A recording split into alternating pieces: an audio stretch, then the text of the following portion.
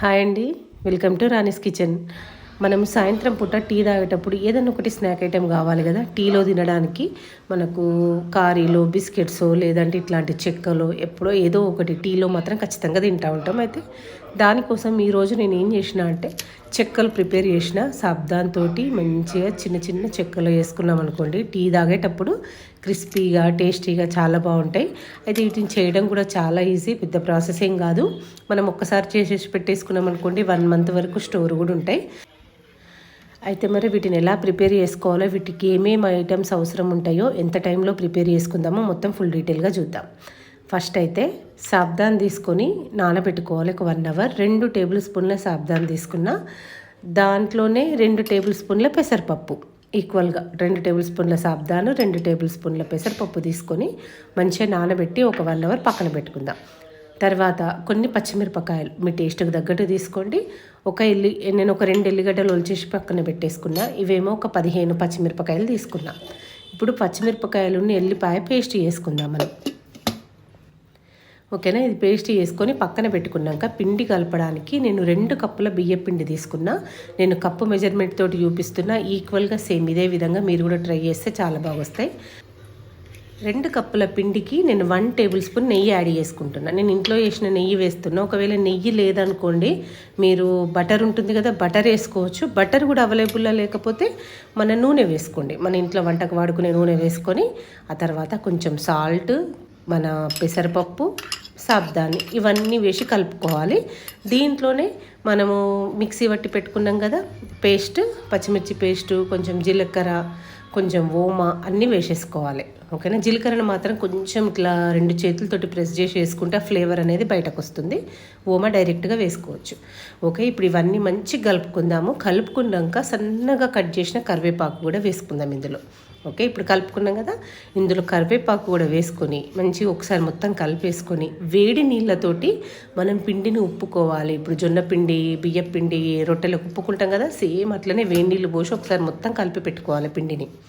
ఎందుకంటే మనం చేసే చెక్కలు కరకర రావాలంటే వేడి నీళ్ళు కంపల్సరీగా యాడ్ చేయాలి.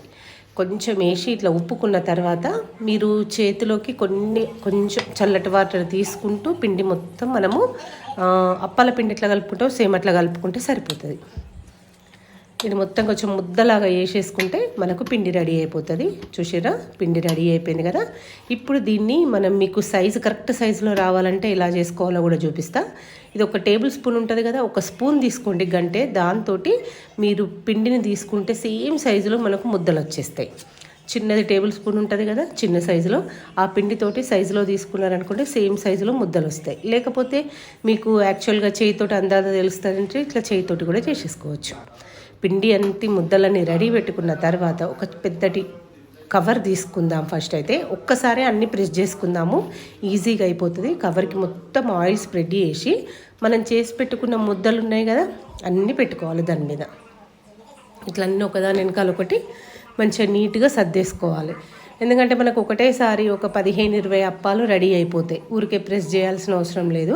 ఎందుకంటే చేసేది చిన్న చెక్కలు కాబట్టి చిన్నగా చేసుకుంటాం కాబట్టి ఈజీగా అయిపోతుంది. ఇప్పుడు దీని మీద ఇంకొక కవర్కి కూడా ఆయిల్ రాసి దాని మీద పెట్టి చిన్నగా మన గ్లాస్ తోటన్నా ఇంకేదన్నా మీ ఇంట్లో ఉండే ఏదన్నా ఐటమ్ అయినా సరే దాంతో కొంచెం ప్రెస్ చేసుకుంటే సరిపోతుంది. బాగా పల్చగా కూడా రావాల్సిన అవసరం లేదు, కొంచెం మందంగానే ఉండాలి. ఎందుకంటే ఇవి ఉబ్బుతాయి కాబట్టి మందంగా ఉంటేనే మనకు మంచిగా కరకరలాడుకుంటూ వస్తాయి. చూసిరా, ఇప్పుడు ఇట్లా రెడీ చేసి పెట్టుకున్నాం కదా, ఇవన్నిటిని మనము ఆయిల్లో డీప్ ఫ్రై చేసుకుందాం. ఓకేనా, ఆయిల్ కూడా బాగా హీట్ అయిపోయినాక సిమ్ మీద పెట్టి అప్పుడు వేసేయండి. ఎందుకంటే అప్పాలు మంచిగా వేగుతాయి, ఆయిల్ పట్టుకోకుండా మంచిగా వేగుతాయి. ఇంకొకటి ఏంటంటే మనం నెయ్యి కూడా వేసినాం కాబట్టి అప్పాలు పొంగి మనకు కరకర వస్తాయి అప్పాలు. అందుకే నెయ్యి అయినా బటర్ అయినా నూనెనైనా ఏదన్నా ఒకటి ఖచ్చితంగా వేసుకోండి. సాబ్దాన్ ఉంది కాబట్టి మనము మీడియం ఫ్లేమ్ మీద పెట్టుకొని వేయించుకోవాలి. సాబ్దాన్ కూడా వేగాలంటే కొంచెం టైం తీసుకుంటుంది, అందుకోసమని మీడియం ఫ్లేమ్ మీద పెట్టి మంచిగా వేయించుకుందాం. ఓకే, ఒక 5 మినిట్స్లో మన అప్పాలు వేగిపోయినాయి. ఇవి తీసేసుకొని మనం పక్కన పెట్టుకోవడమే. చూసారా ఎంత బాగా వచ్చినాయో, రెడ్ కలర్గా వేగిపోయినాయి. ఇవి తీసుకొని మనం సర్వ్ చేసుకోవడమే. ఇట్లా అప్పాలను మనం ఒక్కసారి చేసి పెట్టేసుకున్నాం అనుకోండి, ఒక 10-15 డేస్ వరకు మీకు టీ టైంలో స్నాక్స్ కానీ, పిల్లలు స్కూల్ నుంచి వచ్చినప్పుడు తినడానికి కానీ చాలా బాగుంటాయి. మీరు కూడా ట్రై చేయండి.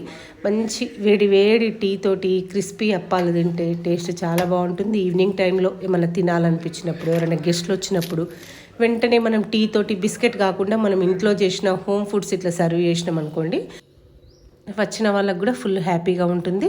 ఓకేనా? మరి మీకు కూడా నా చెక్కల రెసిపీ నచ్చింది అనుకుంటున్నా. నచ్చితే నాకు ఒక లైక్ చేయండి, అలాగే కామెంట్ కూడా పెట్టండి.